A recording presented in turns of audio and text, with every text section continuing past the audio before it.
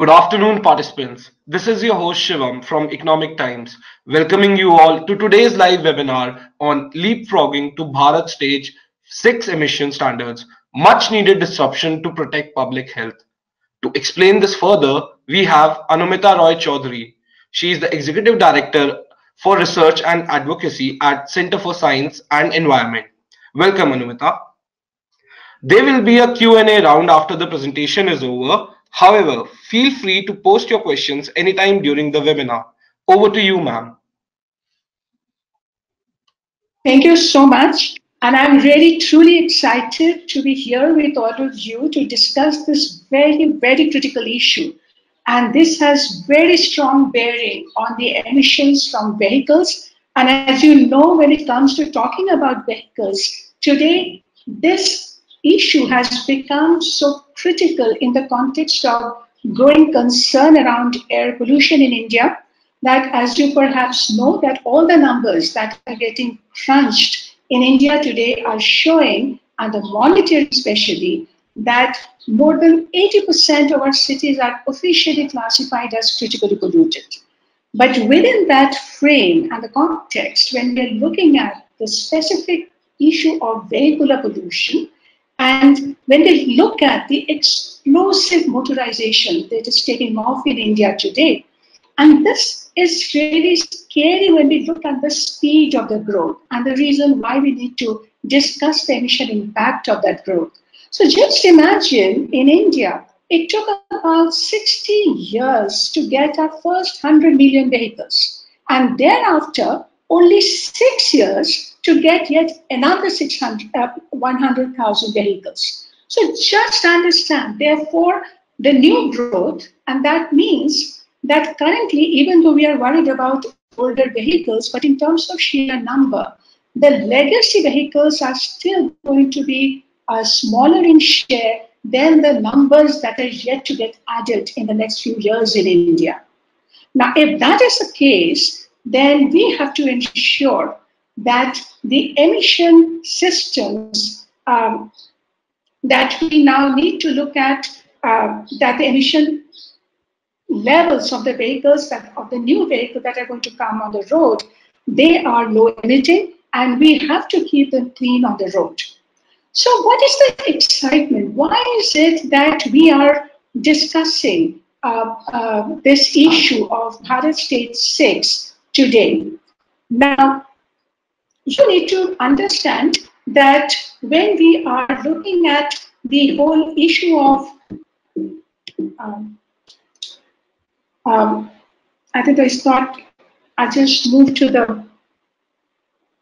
So now when we are looking at the Bharat Stage 6 rollout, and as you know that India took one of the most momentous decisions to leapfrog directly from Bharat Stage 4 to Bharat Stage 6 emission standards in 2020. What does that really mean, this leapfrog? The leapfrog is about that till now, the Bharat Stage 6, which is equivalent to European Stage 4 emission standards, they are many years behind Europe, and which means that we are way down in technology ladder. So instead of moving up step by step and slowly and incrementally, India finally took the decision in 2017 that instead of now taking one small step to Euro 5, why don't we go directly to Euro 6, the current standards in Europe? And that, I think, is a momentous decision because this is perhaps for the first time in the world when a major vehicle producing country has decided to leapfrog in this manner. So after taking this decision, it's just now we are waiting for, and this is really the most exciting waiting period for us, that we are in April 2020, India will enforce Bharat Stage 6 emission standards. But the fact that we are discussing this today, end of March, there is yet another reason why we have decided to discuss this today. Just you should know that as a runner-up to this emission standards rollout, Delhi was the first city that got the Euro 6 or BS6 compliant fuels in April 2018. These first April milestones are absolutely critical. And now, just 2 days later, on 1st April 2019, the entire NCR is going to get the BS6 fuels. And then finally, in April 2020, both vehicles and fuels together are going to move to Euro 6 emission standards. So the critical question for us is, what does this mean for all of us to do this leapfrog? But the first question, if the BS6 fuels have arrived before the vehicles have arrived, then how are this clean fuel is going to help us? So let's look at it, because right now in Delhi and from 1st April in entire NCR, all existing vehicles on the road are going to be running on BS6 fuel. Now, this means, and that's something we must all understand, the moment you bring clean fuel, all on-road vehicles will spew less particles because the big change in the fuel is going to be in the sulfur content. So currently the BS4 fuel in NCR has 50 parts per million sulfur, and that will drop down to 10. So there's 5 times reduction in sulfur content. This is very important because sulfur also contributes to the formation of the toxic tiny particles that go deep inside our lungs. And then it also leads to sulfur dioxide emissions and other deadly gas. And then 10 ppm sulfur fuel is also very important for all emission control systems that we currently have in our vehicles also to perform better. So if they also perform better and work more efficiently, then your on-road emissions will also benefit. And you and I as a consumer, for us, it means less engine wear and tear. And if you have less engine wear and tear, overall health of the vehicles is maintained. That also helps to not increase emissions from our vehicles. It's just not diesel vehicles, but also petrol vehicles. All type of vehicles are going to benefit from this. And there is yet another opportunity. If you have such clean fuels and the sulfur blocking fuels is removed, then all the new advanced emission control technologies that are today evolving for new vehicles that will come with the BS6 standards, even those can be adapted and retrofitted to the selected, targeted on-road vehicles. So just imagine, therefore, how the clean fuels have already opened up so much opportunity for us. But now the next question is that this is about the clean fuel and the on-road vehicles. But then when emissions, when we get to the April 2020, when both vehicles and fuels are going to cleaned up together, so you will have BS6 compliant vehicles on the road as well. That's when we are going to see the most dramatic impact on the emissions. So if you are looking at the screen, depending on whether it's a heavy duty vehicle or a light duty vehicle or two-wheelers, three-wheelers, you can clearly see the emission reduction in terms of particulate matter, in terms of nitrogen oxides, is going to be very significant. You're already talking about in the range of 89%, 93%. It's a big, big gain from the current levels from BS4 levels. The BS6 vehicles are therefore going to be 80 to 90% cleaner. And that's the emission benefits that we are all looking forward to. So the question is that it's quite standard that from time to time we improve emission standards. India has already moved from BS1 to 2 to 3 to 4. But why are we more excited about the BS6, and do we really think that to be disruptive? So look at it. So now what you find that how BS6 is going to bring in and phase in a lot of new changes. First of all, in India, which is in grip of massive dieselization, we have seen huge increase in diesel use. And we have been concerned about this because of this toxic effect. And new studies have shown that diesel emissions are responsible for one of the highest deaths from vehicular pollution in India.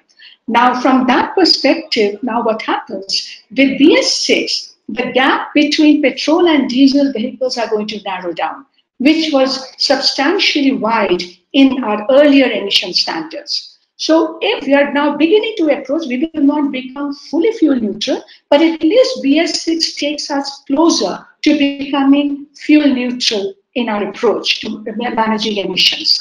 And for the first time, we are also going to move away from regulating. What we do now is to regulate the particulate matter emissions in terms of weight of particles to now to counting the number of those tiny particles that come out from the vehicles. That's going to be dramatic change and have huge implications for the new advanced emission control systems that we are going to adopt now. Because the moment you try and count the particulate number as your regulatory target, then you really have to ensure that your emissions standards, your emission control components and systems are really designed for very effective reduction. The other is that now, and this is the most important change in our approach to dealing with the emissions from the vehicles, we will now test the real world emissions from the vehicles. So far in India, we have only been certifying and testing them on the basis of laboratory tests. But now, as vehicles move on the road, according to their driving pattern, you will have portable emission monitors fitted to these vehicles that is going to generate and monitor the actual real-time emissions, because that's what matters ultimately, what is coming out from the vehicles in the real world. And for two-wheelers, which is a very unique segment in India, we are going to see a massive change and significant tightening of emission standards, which will enable introduction of new generation technology in the two-wheeler segment. So therefore, the next big question for us is, so what does this mean for the automobile industry, for oil companies, and also for consumers like you and me? Now, for the automobile industry, clearly, and as we have heard from the Society of Indian Automobile Manufacturers, different auto companies, that there is, and they expect that this has imposed an economic burden on the industry, and as they have to now develop and also adapt a lot of new technologies. So, but the other implications of this transition is that as Supreme Court has directed in India, that as on 1st April 2020, all new and existing models that the industry will be selling from that date onwards must comply with the new standards, and they will not get extra time for the older models to change. So this is going to be quite significant for the industry. Then there is going to be a paradigm shift in the way we are going to install diesel emissions control systems. So these are so you will see now this very fancy diesel particulate trap to control and catch the particulate emissions. You will have NOx traps, selective catalytic reducing systems. These are the fancy systems that are going to come to control nitrogen oxide from the vehicles. Now this packaging this whole new genre of technology into the vehicles, that's really going to be one of the most challenging concern for the automobile industry. And this, as the industry has also pointed out, going to be very challenging, especially for the small diesel cars, to package this new generation emission controls in them. So we have to see that how small diesel cars are going to be impacted by this new change. Clearly, there is going to be an incremental cost involved, and vehicles will certainly be more expensive, and because the new emissions will. So, and this is also because it's just not about one or two technologies, but they'll have to package several approaches into the vehicle. So this is going to be certainly an important area for their concern. What the industry is, and it's kind of, we always like to say that it is because the oil industry made this proactive move to introduce clean fuels in 2020 that has actually enabled the regulatory decision to leapfrog to BS6 standards. But the oil industry had also had to make massive investments into refinery technology. And we know that most of the 12 5-year plan of 2013-17 and then thereafter were also being looked into that capital investment that was needed. And this cost is going to continue because there are also operational costs. Once you have set up the systems for the refineries to produce clean fuel, they will require this continuous inputs of hydrogen supply. They have to look at how to balance their product yield and the cost for maintaining just not the sulfur level of the fuel, but other important parameters of fuel quality as well. But still, what we will say, keeping in mind the investments of that the automobile industry and oil industry are making together, it is huge. But still, it is more appropriate and sensible to do the leapfrog all at once because leapfrogging is still more cost effective than spreading the cost incrementally. And from that perspective, this has been, I think, a very important step forward. And even after all these investments, the real-time cost increase that we are going to see in the market per liter of the fuel is going to be marginal. And that's what that matters at the end of the day. Now, but we should not be looking at investments only as a cost that is coming in it, but also look at the benefits. And there's a study from the International Council on Clean Transportation that has estimated the benefits and the cost. So when you look at the total cost and when you look at the total benefits, and this is just not one time, in this graph you can see that you incur the cost, which is at that the line that you see at the bottom, that is your investment cost. But the benefit that you will continue to get because of this in terms of health benefits and other benefits, that will continue to grow.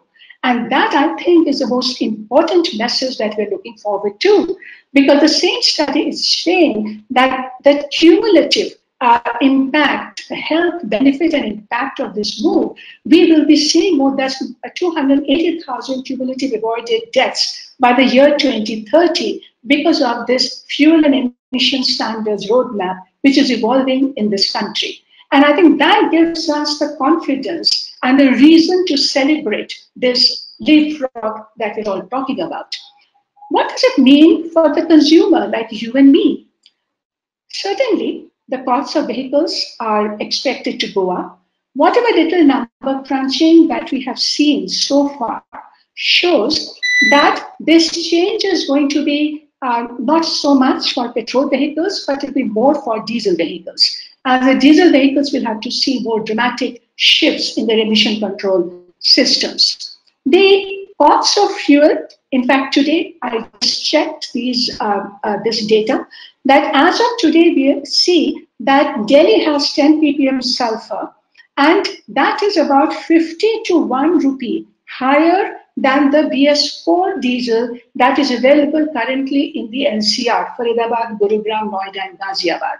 So we do expect to see perhaps a nominal incremental increase, but if we are wise enough, then we can also try and see that whether we can really minimize this cost, but still it is in the range of 50 to 1 rupee. And this range is so small that it actually remains within the normal fuel price variation, which means most of us are not even going to notice this change.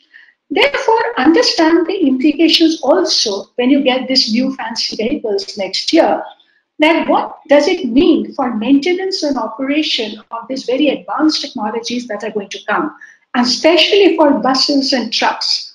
And this is where we really need to deepen consumer and operators' understanding. Because just to give you one example, that while you have a system in the vehicle to catch the particles, and you have to ensure that this remains properly maintained. But there is another system that is going to come into your vehicle called the SCR system. Now, this is a bit to put it simply, it means that it's going to inject urea, auto-grade urea into your exhaust so that it reacts with nitrogen oxides and reduces it. But understand that this system also means an additional cost to you. Now, the way you tank up your fuel tank, like that, periodically, you will also have to do refueling of the urea tank as well. And depending on the type of vehicle, size of the tank, the nature, all of that will determine how much urea you'll have to refill and in what periodicity. Roughly, it could be 1 to 2 liter per 1,000 to 1,200 kilometers. So that is an additional cost, and that's the reason why, as the global experience is showing, there is a danger of tampering and there is a lure of cheating devices to beat the system. And in fact, in Brazil, we have found that the buses fitted with the system, almost 40% of the buses who have tried to decapacitate that system by using different devices. And that's the word of caution for us, that we have to ensure that consumer awareness is increased and that there is, and we have systems to prevent this kind of cheating. Because otherwise, as you've all heard, in Europe, even after meeting Euro 6 emission standards, the real world emissions from the diesel cars has been several times higher than what it has been certified to emit. And that's mainly because of this kind of systems where the severity of the emission control systems are kind of tampered with in many ways through software, cheating devices, and then you have, so while it might have been certified for something, in real world it emits a lot more. And that's the reason why today Europe is further tightening the testing parameters for these vehicles to ensure that they cannot do that and they remain low emitting on the road. So having understood this whole gamut, what does it really mean for us? This means that we, while we are going to see significant benefits from this move to the new generation technology, it is really going to be a paradigm shift for us. But to make this technology work on the road and to ensure that we get the desired emission and health benefit from this move, we still have to work hard and harder on further strengthening the compliance and testing regulations for effective reduction of real world emissions and to maintain its performance level. You should know that post 2020, around 2022-23, another step will be added when the National In-Service Compliance Program will take its full form. And that is the time when we will begin to see manufacturers' responsibility, real world monitoring, and whole range of durability requirements, checks, and third party checks. And that's something we must ensure happens right. At the same time, we now is a time in India to also come up with regulations to prevent use of cheating devices and defeat devices. So as you know that already in US, these kind of regulations already exist. And after experiencing our own diesel gate in India, especially with the recent Volkswagen's case, we now also need this kind of regulations in India. But this is just not about the national level action. Imagine when the BS6 vehicles begin to roll across India and the states and the cities will have to start to deal with these vehicles to inspect them, to maintain them, then the current PUC program will not be appropriate anymore. PUC program is not even designed to handle this kind of technologies. So how are we going to keep an eye on their emissions? So we certainly now need to have much more improved and upgraded vehicle inspection program. We have to roll out automated advanced vehicle testing centers and particularly targeting at the commercial vehicles. We also need to now leverage the onboard diagnostic systems that are already available in new vehicles, which is the self-policing system of the vehicle that records all kind of emission performance of the vehicle to be integrated with the inspection and maintenance program. We also should look at new generation programs that can monitor real world emissions more efficiently. For instance, remote sensing monitoring. That is, you keep the device on the road, and as the traffic and the vehicles are moving by, that can monitor and measure the emission per vehicle and can find out which is grossly polluting, and you can remove that vehicle from the road. In fact, such systems have already started to take shape in India, in Delhi particularly now. ICAT is piloting that system. Kolkata has already enforced this system. So we need to scale up those. We particularly need to focus on the maintenance reform of the bus corporations. It's a new animal that now they will have to deal with. And therefore, the depot preparedness and the readiness is absolutely critical. And the final point is that keeping in mind that the new technology, even though it is going to get much more stronger and smarter, in fact, the SCR system that I talked about, now the vehicle manufacturers are going to do that in such a way that if you fail to fill your urea tank, for instance, then there is an automatic system within the vehicle itself that will sense it, alert the driver, and if they still do not top it up, then it is going to reduce its torque and finally stop. Now, these systems will certainly have to work well, and that's what. But that is going to work well only if we are able to ensure that there is no tampering and no cheating happening. So with this, I will open it up for a question, but to say that these are the exciting times in India.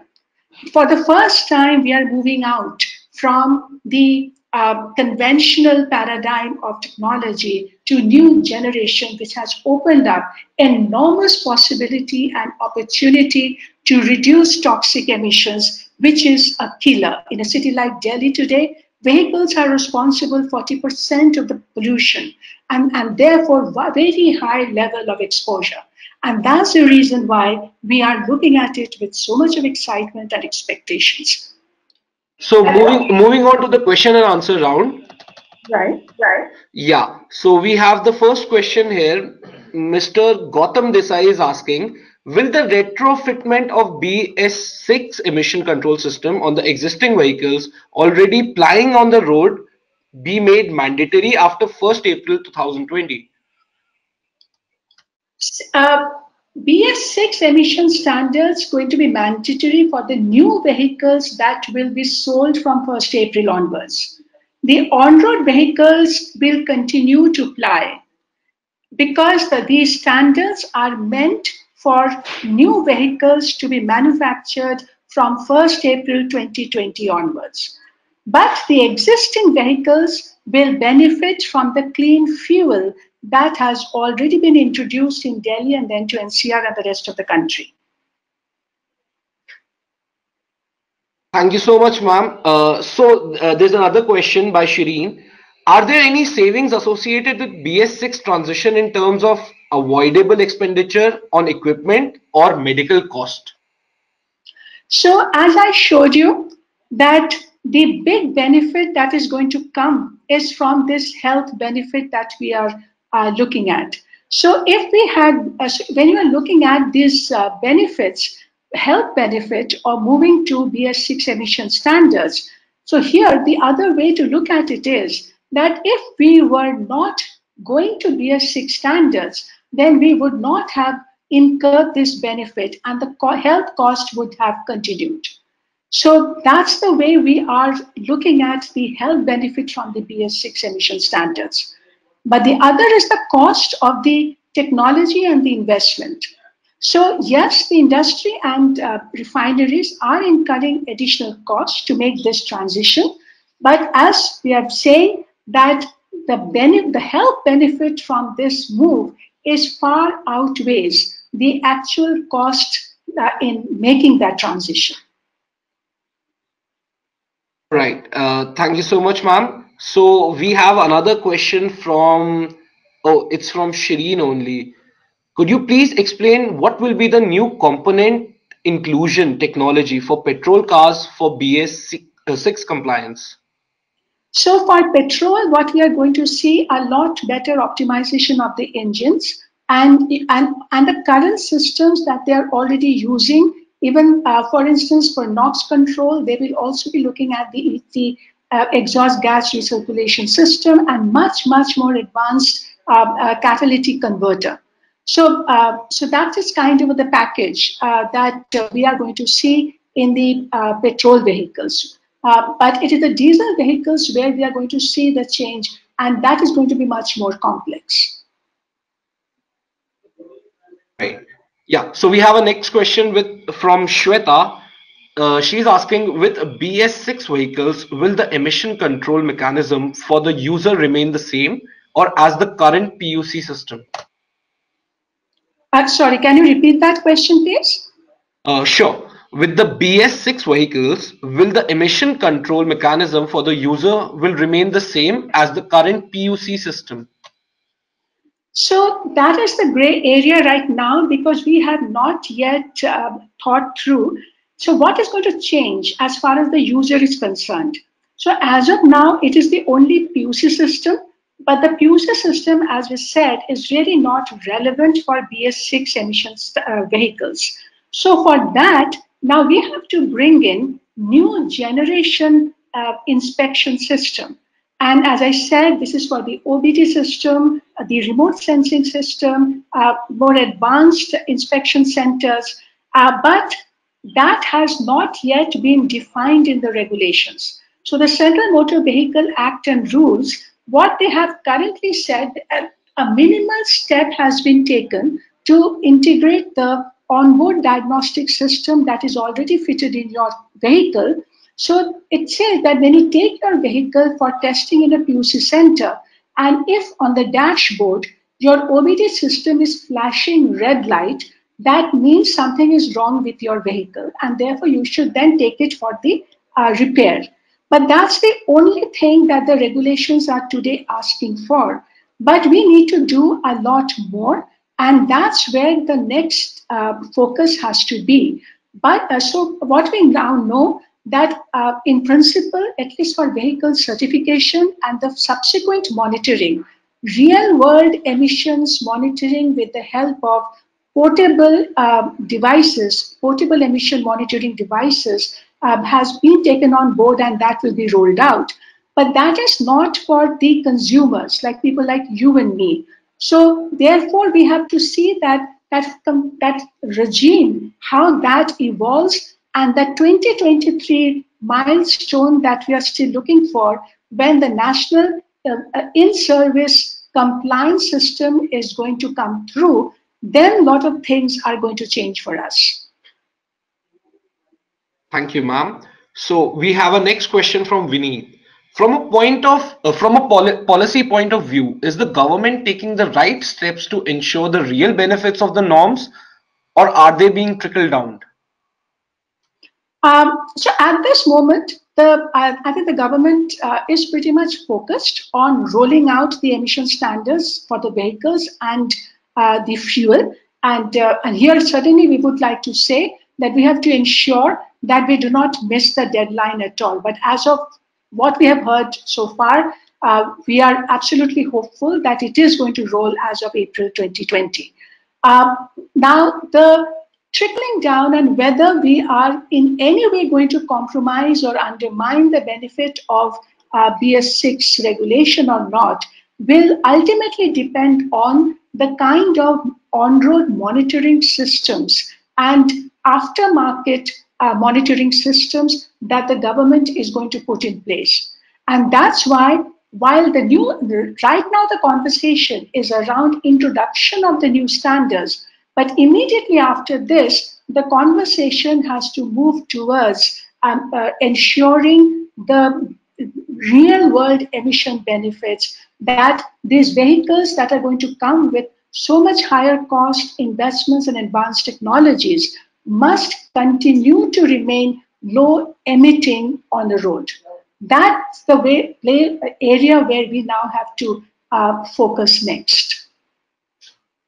Thank you, ma'am. We have a question from Mr. Kamath. Is there any manufacturing challenges for the new exhaust system for the manufacturer for BS6 system catalytics and exhaust systems? So these are certainly a lot more complex technologies, and packaging all these different components in the exhaust system is certainly a very challenge. It's a big challenge. But we also know that in India today we do have emission control component manufacturing industry as well. And this industry is also mature enough and has grown enough. And there is no reason to believe that they will not be able to do this. So, and these technologies have already been proven in other parts of the world. So we are going to adapt it to our own technology. So even though this is about setting up new systems to bring these new systems in, but these are immensely doable. Thank you so much, ma'am. We have another question coming in. So we have a lot of questions in this webinar. The government has pushed the BS6 implementation significantly to forward to 2020, right? So is the industry actually ready for this tight deadline? And if it is, what is the possibility that it will be pushed back? So this has certainly been a challenge for the automobile industry. Even though initially we have seen a lot of resistance, but I think that is gone now because the message is loud and clear that this is the roadmap which we'll have to meet. But the most encouraging part of this is that when we are already seeing several companies now announcing that they are BS6 ready. In fact, in the petrol and CNG segment, they're already saying this. Even in the two-wheeler segment, we have heard this. So there is no reason to believe that industry will not be able to make it. It is perhaps possible that for the industry to make all its models compliant by April 2020 may not be possible. But then we will say that whatever models you have been able to adapt and adopt, then roll that out. And then subsequently, when you're ready with other models, you come into the market. But as we said, that while we feel that industry is now getting ready, but all of us have to also stay alert to ensure that there is no pushback, because sometimes what happens, it may not be across the board, but some segments of vehicles may face challenge, and you may still see some pushback coming. But that's all the more reason to say that let's stay alert and ensure that there is no delay or a slippage in implementation. So much, ma'am. The next question that we have, what do we need to do to encourage the common man to buy a cleaner and not just cheaper vehicles? For instance, BS6 versus BS4 is currently not a factor at all for the average car buyer. Right. So, at one level, because our regulations are such, the moment we adopt and move to the next level of emission standards, the lower level of emission standard vehicles are no longer available for purchase. So, therefore, by default and by force, anyone buying a vehicle from April 2020 onwards will have to buy a BS6 vehicle. But having said that, we still need to catalyze the consumer choice to improve the market further.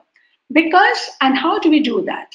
And the way to do that is if you have a very strong public disclosure system where the actual emission levels achieved by different vehicle models, car models, are publicly available or they are scaled or classified according to their performance level so that and you do have such systems in other parts of the world like in Europe and US you have the labeling systems which indicate to the consumer that based on their actual emissions and fuel efficiency levels that which other models are better or are the front runners in the market even after meeting the standard.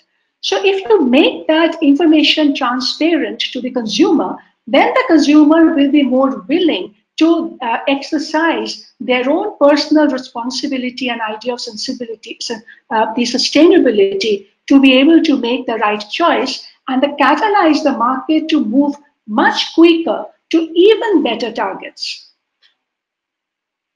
All right. Thank you, ma'am. We have another question. It's a very short question, but a very, very important question.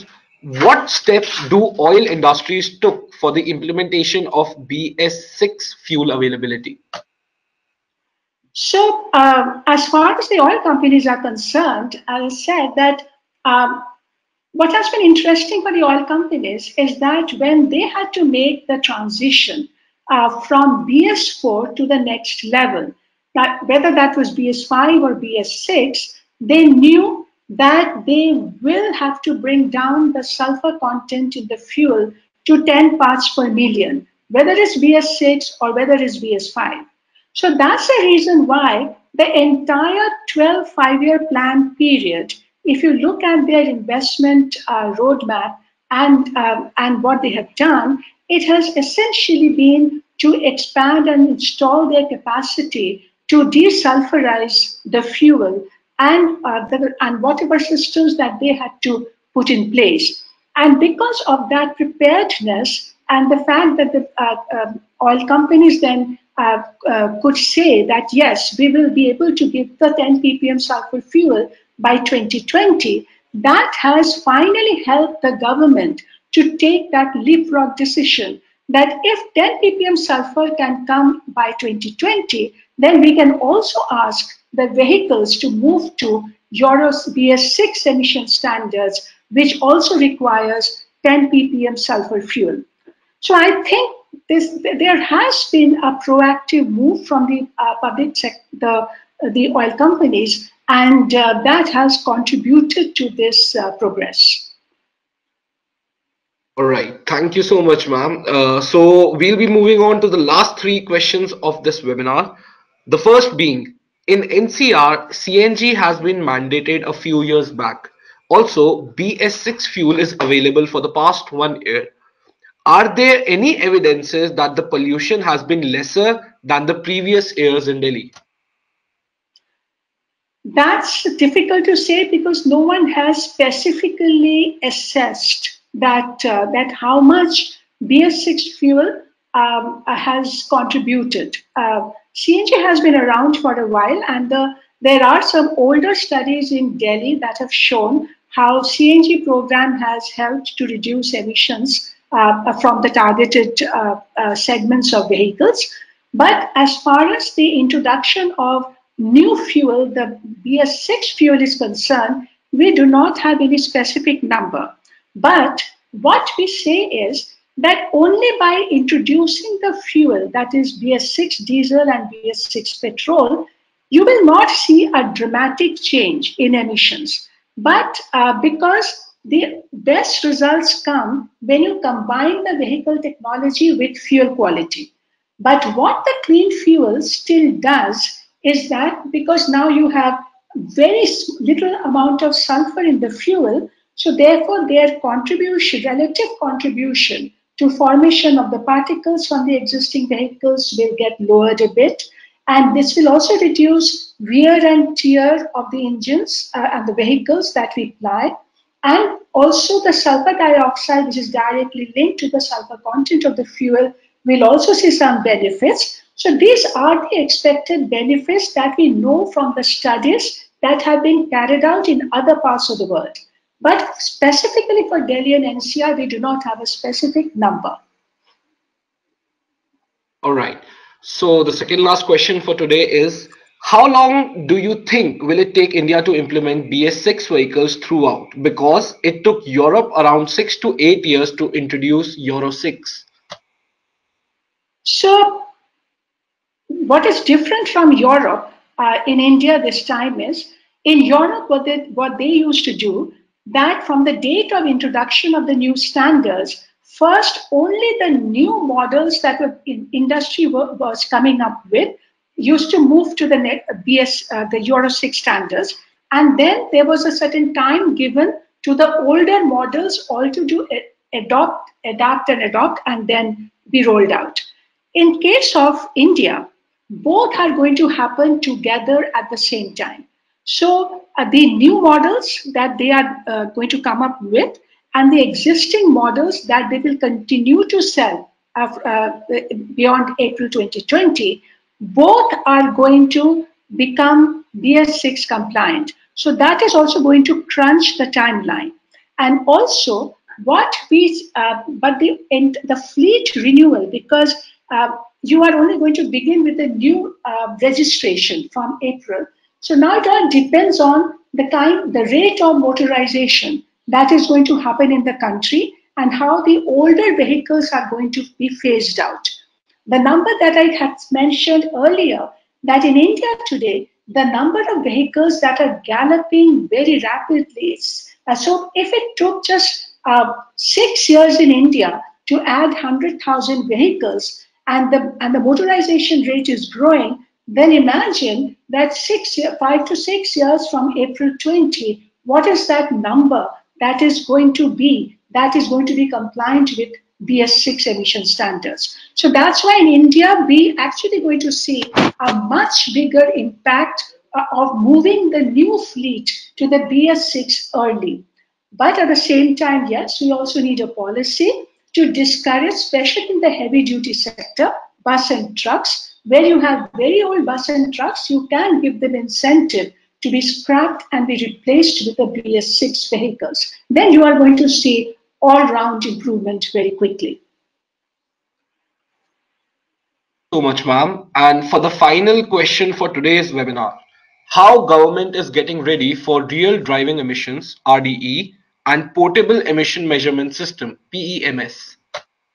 So there are two things here. So right now, when the certification of the new vehicles are going to happen for compliance with BS6 standards, for that also, they will have to do real world emission tests in real world conditions with portable emission monitors to certify the new vehicle. But now we are also raising the next level, which is that after these vehicles are sold, and when 2023 onwards, the new in service compliance mechanism is expected to come in, then we should also, and government must be ready to then pick up samples from the on road vehicles, do a similar real world emission test to check if the technology is working, whether there is any cheating happening, and whether they are well within the margin that they are allowed to emit. So that's the preparation and the readiness that we now have to focus on as immediately after the rollout of the Euro 6 emissions vehicles. Thank you so much, ma'am. With this, we conclude today's webinar. I would like to thank Anumita Roy Chaudhary for sharing her insightful knowledge with us. Thank you everyone for joining us on the webinar today. Till we meet again, keep reading ET Energy World. Thank you.